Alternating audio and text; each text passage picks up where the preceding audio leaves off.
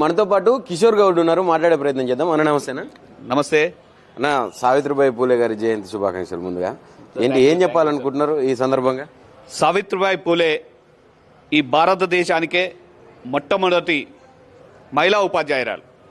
వారి భర్త అయినటువంటి జ్యోతిరావు పూలే గారు దాదాపు 150 సంవత్సరాల క్రితమే ఈ వర్గాలు చదువుకుంటేనే అభివృద్ధి చెందుతాయని ఉన్నప్పుడు అప్పట్లో మహిళలకు స్త్రీ విద్యకు నిషేధం ఉంటే స్వతహాగా తన భార్యకు విద్యను నేర్పించి ఆమె ద్వారా 150 సంవత్సరాల కిందనే మొదటి పాఠశాలను పూణేలో ఏర్పాటు చేయడం జరిగింది.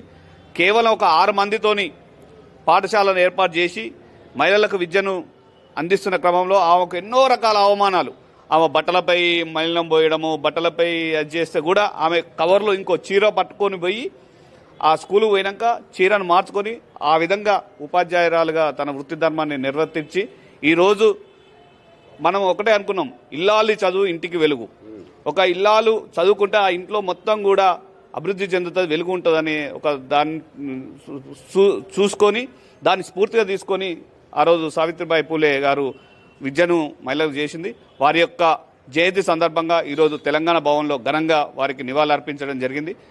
వారి స్ఫూర్తితోనే తెలంగాణ రాష్ట్రం ఏర్పడిన తర్వాత ముఖ్యమంత్రి కేసీఆర్ గారు ఏదైతే మహిళలు బాలికలు దూర ప్రాంతాలకు పోవడానికి ఇబ్బంది అవుతుంది, దానివల్ల తల్లిదండ్రులు స్కూలు పంపించడం మానివేస్తారు, డ్రాప్ అవుట్స్ చదువుతారు, అట్లా కాకూడదు, పిల్లలు 10th క్లాస్తోనో 9th క్లాస్తోనో డ్రాప్ అవుట్స్ కాకూడదు, ఉన్నత విద్యను అభ్యసించాలనే ఉద్దేశంతోనే గురుకుల పాఠశాలను తీసుకొచ్చింది కూడా ఆ రోజు జ్యోతిరావు పూలే గారి, సావిత్రిబాయి గారి పూలే గారి స్ఫూర్తిగా తీసుకొని ఈరోజు దాదాపు 1000కి పైగా గురుకుల పాఠశాలను తీసుకొని ఈరోజు వందలాది వేలాది మంది విద్యార్థులు ఉన్నత విద్యను అభ్యసిస్తున్నారంటే వారి స్ఫూర్తిగా తీసుకొని కేసీఆర్ గారు ఆ గురుకుల పాఠశాలను 10 సంవత్సరాలు ఎంతో అభివృద్ధి చేసి, కానీ ఈ రోజు నీ ప్రభుత్వం ఆ గురుకుల పాఠశాలన్నింటినీ నిర్వీర్యం చేస్తూ వీళ్లను విద్యకు దూరం చేయాలి, అణగారిన వర్గాల పిల్లల్ని విద్యకు దూరం చేయాలని ఒక కుట్రతోని రేవంత్ రెడ్డి ప్రభుత్వం చేస్తుంది.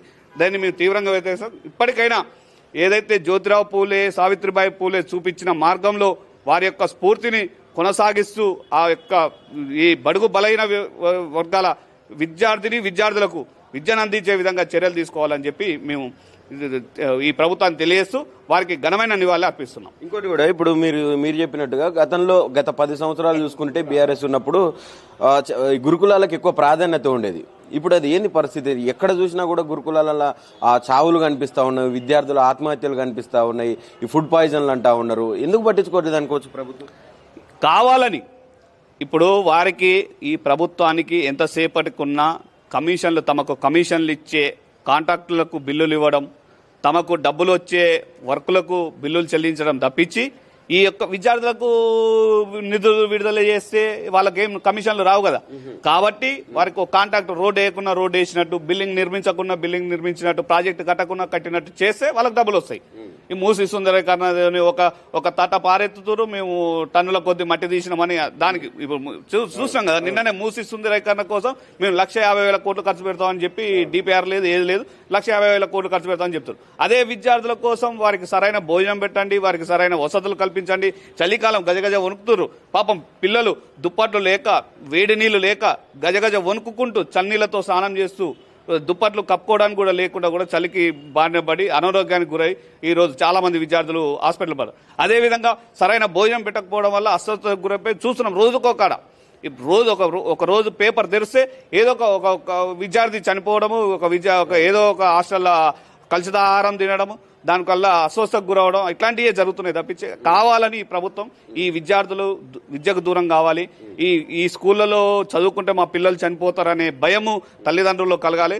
ఆ విధంగా వాళ్ళని తీసుకుపోయి కుల వృత్తులు చేసుకోవాలి, లేకపోతే వ్యవసాయం చేసుకోవాలి, కూలి పని చేసుకోవాలి. ఈ వర్గాల ప్రజలు చదువుకుంటే వీళ్ళు రేపు అభివృద్ధి అయితే రాజ్యాధికారం అడుగుతారు అనే ఒక కుట్రతోని ఈ రేవంత్ రెడ్డి ఈ విధంగా చేస్తున్నారని మేము అంటున్నాం. అంటే పేదల ప్రభుత్వం అని చెప్తా ఉన్నాడు, అవన్నీ అస్సలు తప్పు. పేదల ప్రభుత్వం అయితే పేదలకు ఏం కావాలి అన్నది అది ఆలోచించాలి. ఇప్పుడు పేదలకు ఏం కావాలండి? ఫస్ట్ విద్యను అందించాలి. విద్యను అందిస్తే విద్యతో పాటు వాళ్ళ కాళ్ళ మీద వాళ్ళు నిలబడతారు. ఇప్పుడు ఇంటిగ్రేటెడ్ స్కూల్ అంటున్నాడు, పెద్ద పెద్ద మాటలు చెప్తా ఉన్నాడు. ఇప్పుడు ఉన్న వాటికే దిక్కు లేదు. ఉన్న వాటిని కేసీఆర్ గారి ప్రభుత్వం, కేసీఆర్ గారి ఆదాయంలో ఏర్పాటు చేసిన 1000 గురుకుల పాఠశాలను నువ్వు సక్రమంగా నిర్వహించు. ఫస్ట్ ఇంటిగ్రేటెడ్ స్కూల్ దేవుడెరుగు. ఫస్ట్ ఈ కేసీఆర్ గారి నాయకత్వంలో ఏర్పాటు చేసినటువంటి ఎస్సీ ఎస్టీ బీసీ మైనార్టీ గురుకులాలను నువ్వు సక్రమంగా నిర్వహించు. ఎక్కువ మేము ఇంకా గొంతెమ్మ కోరికలు అడుగుతలేం, ఉన్న వాటిని యథాతథంగా నిర్వహించు. వాటిని నిర్వహించకుండా నేను ఇంటిగ్రేటెడ్ 20 ఎకరాల కడతా అది కడతా ఏమో అన్నట్టు అక్కమ్మవుడు ఏమో అన్నట్టు పిన్నమ్మకు అది లేదు కానీ బంగారు గాజులు చేపిస్తా అన్న సామెత ఉన్నది. కాబట్టి అది కాదు. ఫస్ట్ నువ్వు ఉన్న గురుకుల పాఠశాలలో సక్రమంగా నిర్వహించు, ఉన్న ప్రభుత్వ పాఠశాలల్లో సరైన ఉపాధ్యాయులను నియమించి వారికి ఉన్నత విద్యను అందించే విధంగా చెయ్యి. అప్పుడు కానీ నేనేదో 1000 రూపాయలు పింఛన్ ఇస్తా, లేకపోతే బతుకమ్మ చీర ఇస్తా, 200 రూపాయలు అది ఇస్తా, దాంతో సన్న బియ్యం ఇస్తా అంటే పేదలకు కడుపు నిండదు కదా. ఏదైతే శాశ్వతమైన ప్రయోజనం కావాలి, శాశ్వతమైన ప్రయోజనం విద్య ద్వారానే శాశ్వతమైన అభివృద్ధి, విద్య ద్వారానే వారి కాళ్ళ మీద వాళ్ళు నిలబడతారు, ఎవరు ఉంటారు. కాబట్టి ఆ విద్యను అందించడం కోసం చేయాలి తప్పించి ఈ మాటలు మాట్లాడితే కాదని చెప్పి మేము రేవంత్ రెడ్డి ప్రభుత్వాన్ని సూచిస్తున్నాం. ఏం చెప్పాలనుకుంటున్నారన్న? ఇప్పుడు సావిత్రిబాయి పూలే గారి జయంతి అంటా ఉన్నారు. మీరు చెప్పినట్టుగా అంటే బడుగుల చదువుల కోసం ఎంతో కృషి చేసి ఆమె ఎన్ని అవమానాలైనా భరించి చేసింది ఇప్పటి వరకు.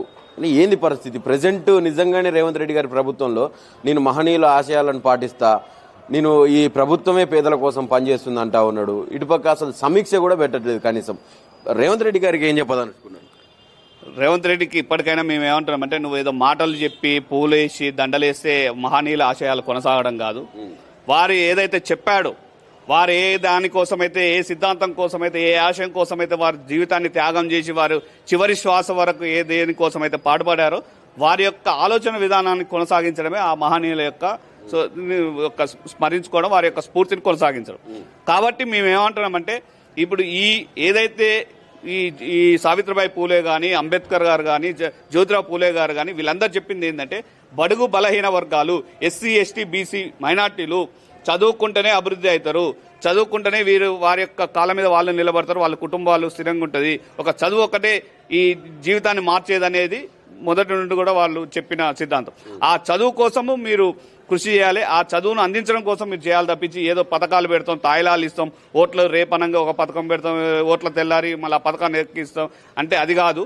కాబట్టి చదువుతోనే అభివృద్ధి సాధ్యమవుతుంది. కాబట్టి ఆ యొక్క ఎస్సీ ఎస్టీ బీసీ మైనార్టీలకు విద్యను అందించడం కోసం, ఉచిత విద్యను, నాణ్యమైన విద్యను అందించడం కోసం ఈ రేవంత్ రెడ్డి ప్రభుత్వం కృషి చేయాలి. లేని పక్షంలో రాబోయే రోజుల్లో తప్పకుండా ఈ వర్గాల ప్రజలు, ఏ వర్గాలైతే మీకు ఓట్లేసి గద్దెనెక్కించారో అదే వర్గాల ప్రజలు మళ్ళీ తిరుగుబాటు చేస్తారు, మిమ్మల్ని గద్దె దింపుతారని చెప్పి తెలియజేస్తున్నాం. Thank you.